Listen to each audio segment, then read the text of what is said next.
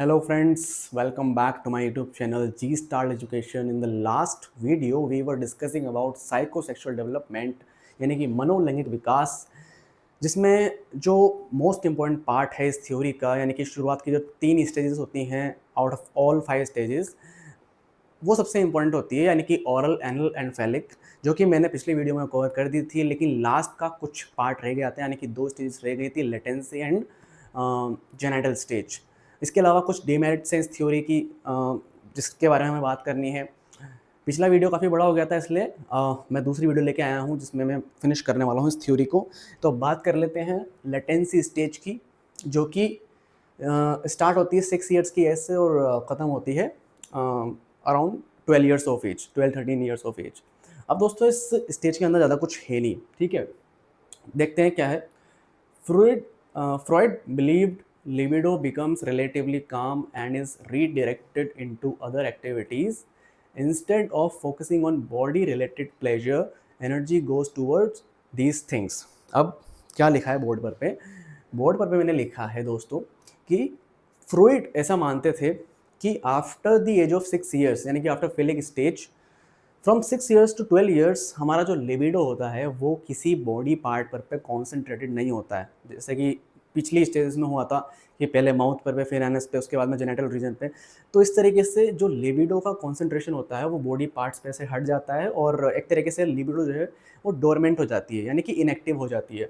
यानी कि बच्चा इस टाइम पीरियड के अंदर studies, sports, hobbies, friendships, learning skills, इन सब चीज़ों की तरफ जो है बच्चा अग्रसर होता है। यानी कि बेसिकली बच्चा इस उम्र के अंदर एक्सप्लोर करता है चीज़ों को, ठीक है। दोस्ती करेगा, बच्चों के साथ खेलना सीखेगा, ठीक है। स्पोर्ट्स में एक्टिव रहेगा, सोशली का भी ज़्यादा एक्टिव बनेगा, कम्युनिकेशन बिल्ड करेगा, टीम वर्क सीखेगा और सम सोशल स्किल्स वो भी सीख सकता है, ठीक है। हॉबीज़ डेवलप करेगा। यानी कि यहाँ पर लिबिडो जो है बेसिकली वो रीडायरेक्ट हो रही है in different domains instead of you know body, some body part.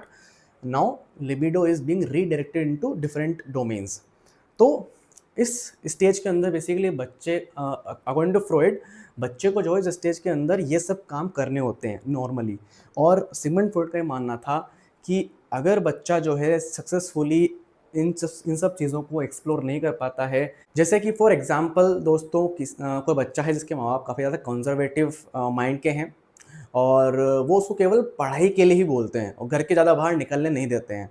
तो इस कारण से कह लो या फिर कोई और कारण से कह लो जिसकी वजह से बच्चे को सोशल एक्सपोजर नहीं मिल पाता है और वो इन सब एक्टिविटीज़ के अंदर पार्टिसिपेट नहीं कर पाता है और सोशली एक्टिव अगर वो नहीं है तो उस कारण से आगे चल करके उसका कॉन्फिडेंस कम हो सकता है, उसे हेजिटेशन हो सकती है लोगों के साथ बात करने में और उसका जो कंप्लीट डेवलपमेंट है वो नहीं हो पाता है। और यही एक टाइप का फिक्सेशन आप मान लो इस स्टेज के अंदर। इसके अलावा दोस्तों इस स्टेज के अंदर और कुछ नहीं होता है, यही सब था। बच्चे को ये सब चीज़ें, एक्टिविटीज़ जो है करनी होती है इस टाइम पीरियड के अंदर, ताकि वो एक सक्सेसफुल डेवलपमेंट से गुजर सके और एक मैच्योर और सोशली एक्टिव पर्सन बन सके। तो दोस्तों congratulations, now we are at the last stage of this theory, यानी कि जेनाइटल स्टेज। तो शुरू करते हैं फटाफट से जेनाइटल स्टेज को। जेनाइटल स्टेज स्टार्ट होती है 13 ईयर्स की एज से और कंटिन्यू चलती है टिल लाइफ लॉन्ग, यानी कि जब तक आप जिंदा हैं।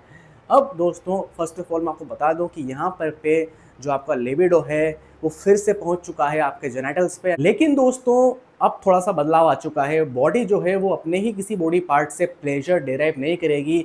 अब जो है बॉडी बाहर की ओर प्लेजर को ढूंढेगी, यानी कि अब जो है बॉडी के लिए मेन प्लेजर हो जाएगा फॉर्मिंग मैच्योर रोमांटिक रिलेशनशिप्स, ठीक है, जो जिससे आप काफ़ी अच्छी तरह से परिचित हैं।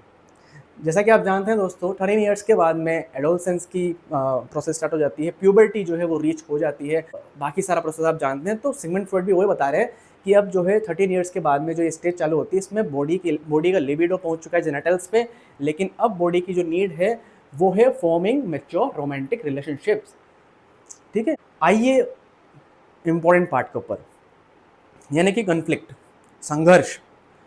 How to form mature relationships while balancing personal needs and social responsibilities. अब दोस्तों जब बच्चा इस एज में पहुंचता है एडोलसेंस वाली में, तो उसके ऊपर कुछ जिम्मेदारियां भी आती है, सोशल रिस्पॉन्सिबिलिटीज़ भी आती है करियर के बारे में भी सोचना है, लेकिन साथ में उसे बनाने हैं mature relationships. That is the demand, that is the basic body need at this stage. तो बच्चे को यानी कि जो हमारा टीनेजर है उसे मैच्योर रिलेशनशिप्स बनाने हैं, साथ में अपनी रिस्पॉन्सिबिलिटीज़ को भी बैलेंस करना है। ये एक संघर्ष होगा उसके लिए, सक्सेसफुली उसे पार करना होगा। अब healthy resolution.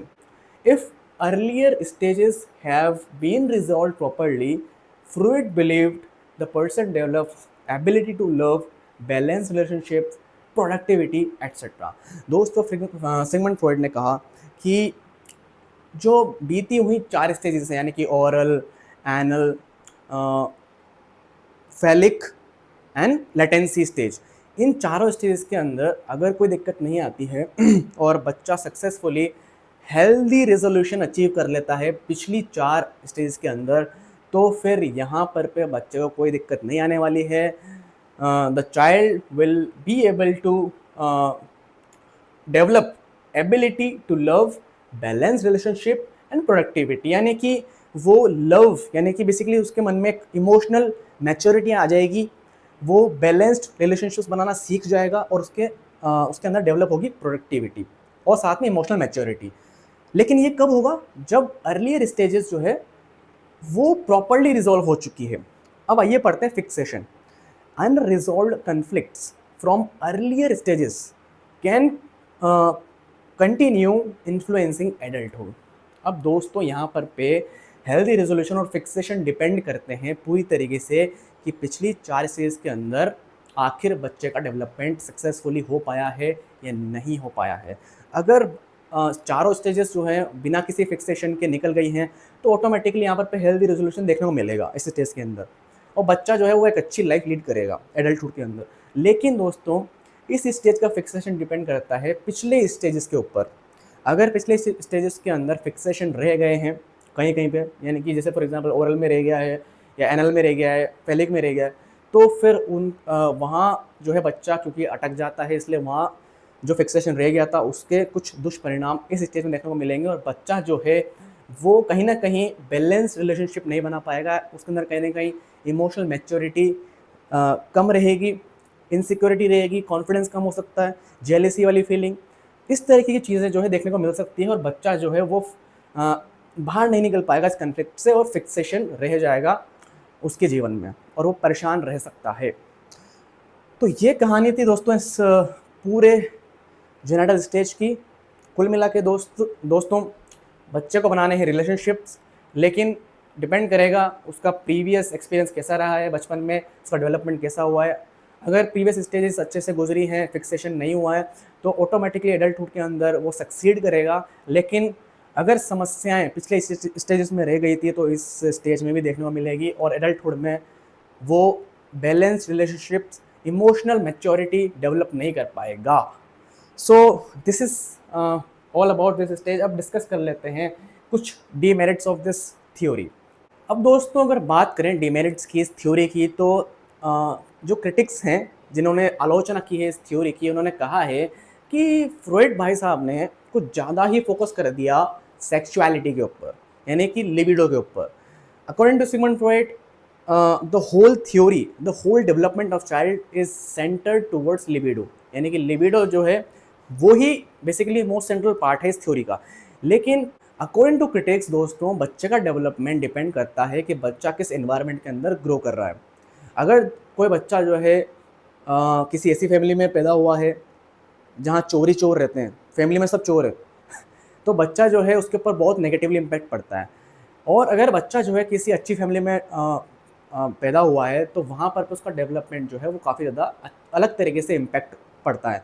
और दोस्तों कल्चर पे डिपेंड करता है बच्चे का डेवलपमेंट, उसके सोशल इन्वायरमेंट, सोशल कंडीशंस कैसी हैं, ठीक है, उसके आसपास के लोग कैसे हैं। तो क्रिटिक्स ने कहा कि ऐसे और भी फैक्टर्स हैं जो काफ़ी ज़्यादा इंपॉर्टेंट रोल प्ले करते हैं बच्चे के डेवलपमेंट में, ना कि only libido kind of sexual energy. और दोस्तों दूसरी जो आलोचना हुई इस थ्योरी की वो ये थी कि इस थ्योरी के अंदर जो भी बातें कही गई थी कि एक लिबिडो नाम की एनर्जी होती है जो बच्चे के डेवलपमेंट में काफ़ी बड़ा रोल अदा करती है, इस बात को प्रूव करने के लिए प्रॉपर साइंटिफिक एविडेंसेस अवेलेबल नहीं थे सिगमंड फ्रॉइड के पास में। तो ये एक और डिमेरिट थी इसकी, इसमें साइंटिफिकली प्रूव करना इस थ्योरी को थोड़ा सा मुश्किल था सिगमंड फ्रॉइड के लिए। और दोस्तों तीसरी जो डीमेरिट है इस थ्योरी की अकॉर्डिंग टू क्रिटिक्स, वो ये है कि किसी इंसान का एडल्टहुड ज़रूरी नहीं है उसके चाइल्डहुड के एक्सपीरियंसेस पे डिपेंड करे पूरी तरीके से।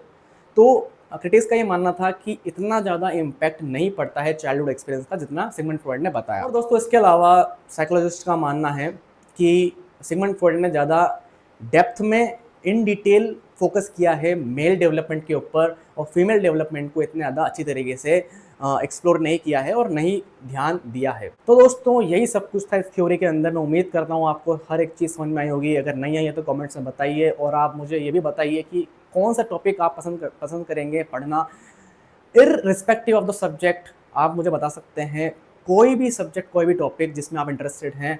So this is the time to wrap up this conversation and this video. Thank you so much for watching.